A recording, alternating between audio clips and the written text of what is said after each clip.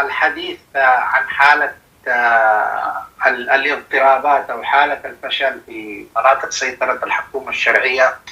أنا باعتقادي نحن السلام عليكم ورحمة الله تعالى وبركاته. في هذا الفيديو الجديد على قناتكم العالم 24 كالعادة كما تعلمون فيديو جديد يعني تحليل جديد وتحليل مهم اليوم لمحلل ومفكر ومؤلف مصري يتحدث عن دور السعودية والإمارات في الأزمة اليمنية بين الحكومة الشرعية وجماعة الحوثي المدعومة من إيران كما يقال في الأفق.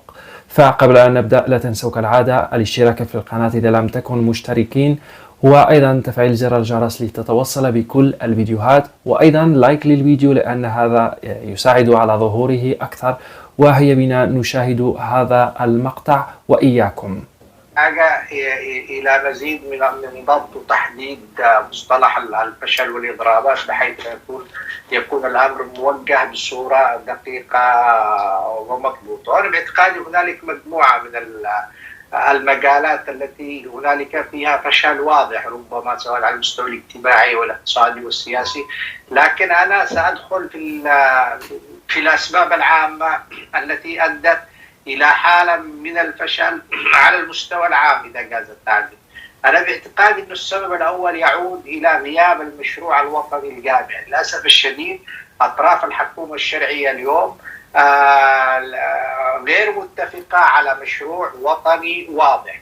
هذا الغياب للأسف الشديد خلق عدد من الانعكاسات متعلقة بغياب مفهوم الدولة والهدف من الدولة اليمنية المنشودة وهدفها في المرحلة الحالية. إذا رأينا أو تابعنا التصريحات داخل مجلس القيادة الرئاسي أو داخل الحكومة الشرعية أو بين الوزراء سنجد أن هنالك تصريحات متضاربة واضحة ما هو حول الهدف من الدولة وماذا يمثل كل طرف داخل هذه الدولة.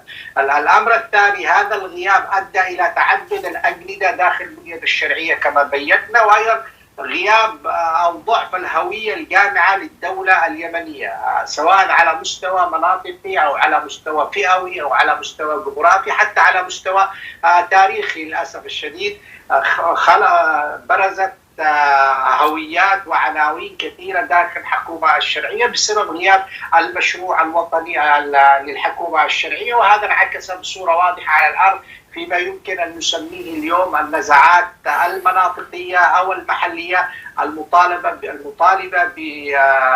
باستقلالية كبيرة سواء على المستوى السياسي أو الاقتصادي أو حتى على مستوى الحكم المحلي.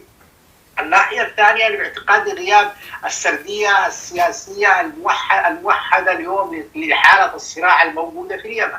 اليوم لو تتبعتي الأطراف المكونة للشرعية الحكومة الشرعية وسألت عن سرديتهم أو مفهومهم للصراع الدائر في اليمن، أسبابه، بدايته، منطلقاته، ستجدي أن هنالك اختلافات متعددة، من الانتقال الذي يرى أن هذه السردية وهذا الصراع بدأ فعلا في عام 1984 عندما سيطرت قوات الرئيس علي عبد الله صالح في ذلك الوقت على عدن، وبالتالي يعتبروا أن إزاحة القوات الجنوبية التي كان يقودها علي سالم البيض وغيرها هي بداية الصراع الحقيقي التي أدت إلى كل هذه الأزمات حتى وصلنا إلى هذه النقطة. ستجد الأطراف الذين يمثلون المؤتمر الشعبي العام في الحكومة الشرعية ينظرون إلى أن الصراع اليوم الحقيقي بدأ في عام 2011 فبراير عندما انفجرت ثورة الشباب اليمنية، وبالتالي قادت إلى كل هذه الانقلابات. ستجد مثلا فئة من الإصلاحيين وغيرهم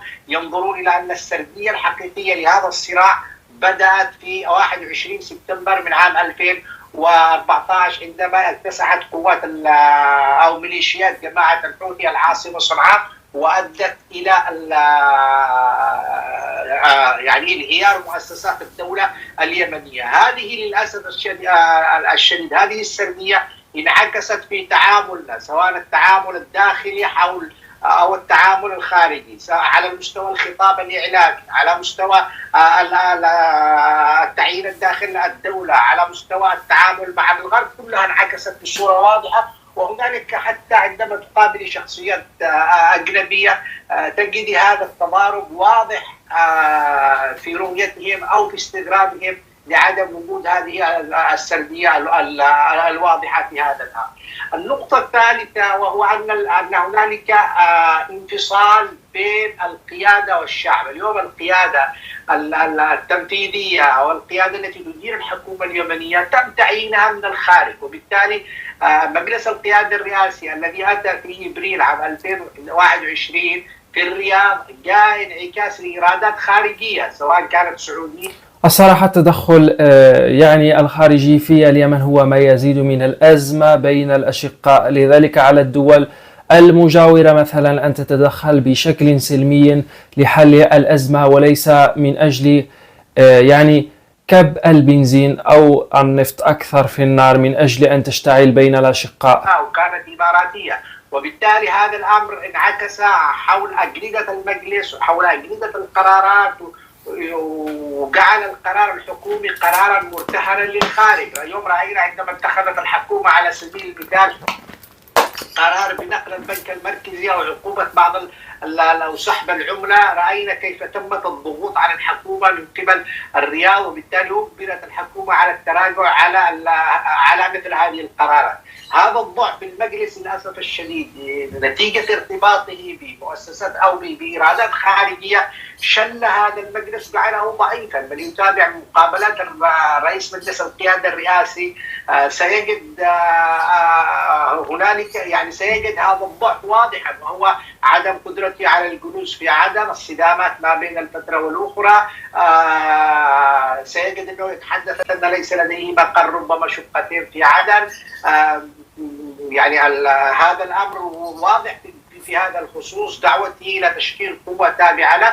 بالتالي هذا الأمر عكس حالة عدم التوافق الداخلي، حتى نتصور القواعد الموحدة لعمل المجلس لم يتم إقرارها إلا قريبا، بمعنى هذا المجلس انتظر عامين كاملين من أجل أن يقر عمل إداري وتنظيمي بسيط جدا متعلق بعمله الداخلي. فما بالك في القضايا الكبرى اليوم المتعلقة برؤيته للمحليات، رؤيته لاكتتاب جماعة الحوثية، رؤيته بالمستقبل، رؤيته بالعدالة الانتقالية، رؤيته بالخروج من داخل هذا المجلس. وبالتالي أنا باعتقادي أن هذه الأسباب الرئيسية هي الجوهر الأساسي التي انعكست عنها كل حالة.